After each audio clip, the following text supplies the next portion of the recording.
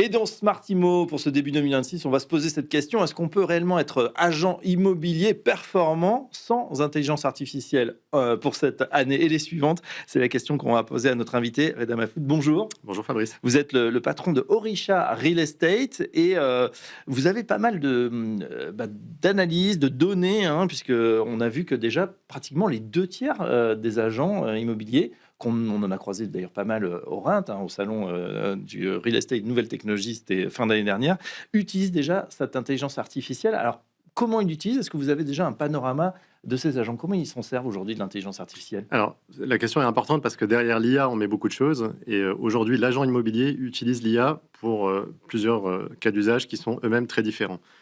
Il y en a un premier qui est autour de la productivité, qui est Oui. assez basique, hein, qu'on connaît tous, qui est d'aller plus vite dans l'utilisation de ces tâches quotidiennes, dans la réalisation d'un certain nombre de demandes via des prompts, via des GPT, tout ça. On y est tous habitués maintenant.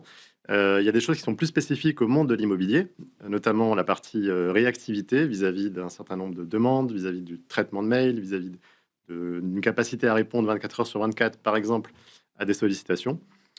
Il y en a une autre qui est pour le coup très spécifique à l'agent immobilier dans le cadre d'un mandat qui est le monde de l'estimation immobilière. Là Oui. encore, on a beaucoup d'outils IA désormais qui viennent affiner ces cas d'usage-là. Et puis le dernier, qui est sans doute le plus important, c'est la capacité à être visible et donc la production de contenu, à la fois pour valoriser ses avis ou pour, de façon un peu plus classique, être en capacité de faire son propre marketing quand on est agent immobilier ou Mm. mandataire.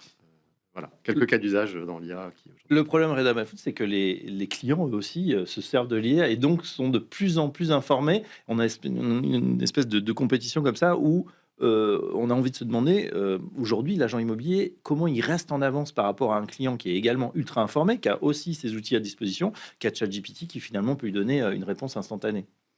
Alors, ce cas, il est important. Là, on est dans le registre de l'estimation. Oui, C'est effectivement là-dessus qu'on est en capacité désormais en tant que client ou en tant que non-expert de l'immobilier d'avoir un avis relativement éclairé sur ces sujets. Le bénéfice qu'on y voit, c'est que l'estimation qui désormais est enrichie, appuyée par de l'IA, elle objective énormément l'acte de l'achat. Et donc la data vient remplacer une part de risque que comporte le monde de la transaction immobilière de façon générale. Et donc la réduction du risque de se tromper pour l'acquéreur, la réduction du risque de se tromper pour la personne qui est en vente, euh, se fait par l'intermédiaire des outils de l'IA. Et donc, en définitive, l'agent immobilier vient rapprocher et réduire ce niveau de risque parce qu'il est appuyé par des outils qui sont plus fins, appuyés par des algorithmes, appuyés par de l'IA. Et donc le client, en définitive, se retrouve complètement bénéficiaire de ces évolutions. ouais, on voit finalement l'intuition, le feeling, finalement, le métier ne suffit plus face à la data, ou alors plutôt il faut les deux. Il faut les deux. Il faut, pour l'agent immobilier, être en capacité de s'en servir, mais il faut aussi être en capacité de l'expliquer.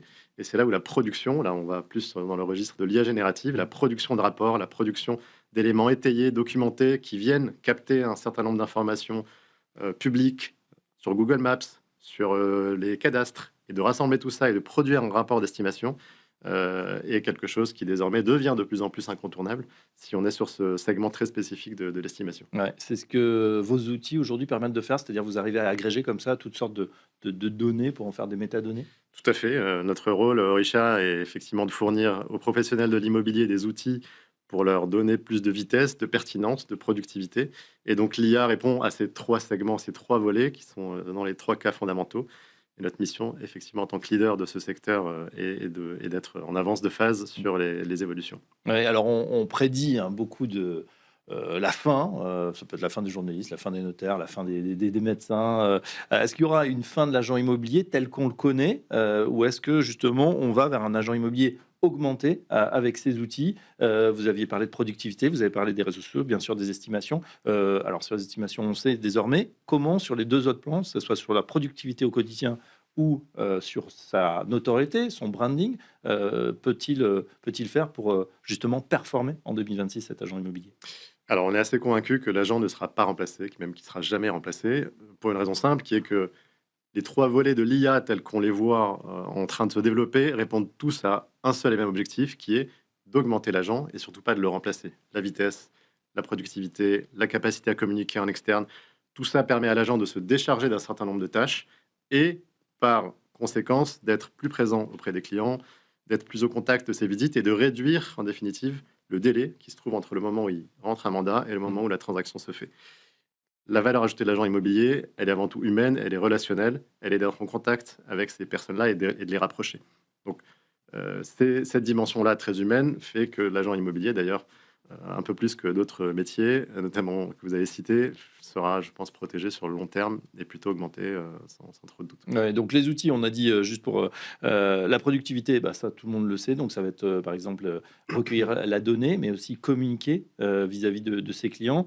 Est-ce qu'il y a des cas d'usage? Parce que c'est une vraie question, Namafoun, hein. Aujourd'hui, on voit que bah, les hyperscalers, comme on dit, investissent des milliards dans cette intelligence artificielle, mais au niveau des cas pratiques, on se dit, mais sur quoi ça va donner finalement? Est-ce qu'il y a déjà des applications concrètes que vous utilisez peut-être au sein d'Erisha pour dire, bah voilà, nous, c'est ça qu'on a mis en place et ça fonctionne?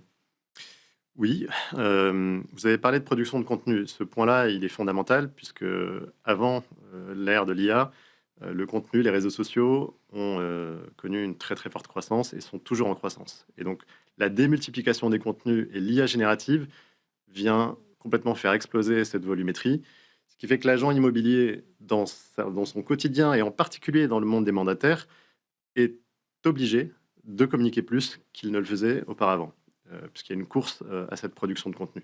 L'IA va venir appuyer cette production de contenu, mieux la cibler, mieux la valoriser. Mmh. Si on n'a pas ça, on communique un peu partout, n'importe comment, et on perd beaucoup de temps. Et donc, on a, nous, fait l'acquisition d'une société qui s'appelle HappyBots en septembre, qui répond exactement à cette demande-là. Et HappyBots, c'est une société qui permet, via un modèle d'IA, de valoriser des avis, de faire du marketing sur les réseaux sociaux de façon automatique et de façon multidiffusée, c'est-à-dire en gagnant un certain nombre de... Donc ça, c'est un exemple qui est un premier exemple. Un deuxième, pour aller un peu plus vite sur ces cas d'usage. Aujourd'hui, un agent immobilier qui a besoin de créer une annonce, de rédiger une annonce, de la diffuser. Avant, il le faisait peut-être en 2 heures, 3 heures. Aujourd'hui, il va le faire en une demi-heure, puisqu'il va avoir des outils qui vont produire cette annonce, la multidiffuser, la valoriser, et puis produire des photos qui vont être elles-mêmes améliorées par l'intelligence artificielle. Et donc, ce temps de production très administrative, quelque part, est réduit. Et aujourd'hui, ça, c'est des choses qui sont déjà dans nos outils. J'ai une dernière question, c'est justement sur l'adoption. Et je crois que ce n'est pas forcément une question d'âge. Il y en a voilà, qui sont peut-être seniors, mais très geeks. D'autres, au contraire, qui sont plus jeunes, mais pas tellement intéressés par ces nouvelles technologies. Comment on se met le pied à l'étrier, là, pour ceux qui nous regardent, peut-être qui sont en train de se dire, quel que soit leur domaine d'ailleurs, j'ai envie de m'y mettre, allez, 2026, je m'y mets vraiment. Comment on fait pour les accompagner? Parce que ce n'est pas toujours évident. Alors, il y a une première dimension qui est la dimension comment est-ce qu'on s'équipe. Aujourd'hui, ce qu'on pense être la bonne manière de faire pour un agent immobilier, c'est à travers les outils qu'il utilise, d'enrichir son écosystème, ses solutions. C'est comme ça que nous, on aborde en tout cas le sujet. On a un écosystème qui est mis au service de nos agents immobiliers, qu'on enrichit, soit en développant nous-mêmes des solutions, soit en créant des partenariats et en connectant ces partenariats à nos propres outils. Donc brique par brique finalement. Brique par brique, mais à travers un écosystème unique. Ce qu'on déconseille de faire, ce qui est justement le pendant de ce que je viens de dire, c'est d'aller chercher des solutions un petit peu gadgets, de les tester, de les connecter, de mettre l'agent immobilier dans une situation dans laquelle, au quotidien, il faut qu'il teste l'outil A, puis l'outil B, puis l'outil C, qu'il soit un petit peu perdu au milieu de tout ça. Ensuite, si je sors de la dimension outil, ce qui est fondamental, c'est de s'y mettre, et c'est justement de s'y intéresser. Les outils sont faits pour que ce ne soit pas compliqué. En revanche, effectivement, il faut y aller, puisqu'il y a d'autres choses qui arrivent, notamment l'agentique de l'IA, qui va être l'étape suivante dans les prochaines années. Et voilà, on aura l'occasion d'en reparler justement, ces agents IA, alors sans nous remplacer, qui vont compléter en tout cas ce travail. En tout cas, bonne décision, c'est le moment des résolutions. Donc 2026, voilà, on passe à l'IA, en tout cas on teste, peut-être tout doucement, mais on s'y met. Merci Madame Afoud, je rappelle que vous êtes le patron CEO de Orisha Real Estate. Cette édition de Smart Imo se termine, merci de nous avoir suivis. On se retrouve très prochainement pour un nouveau numéro. À très bientôt.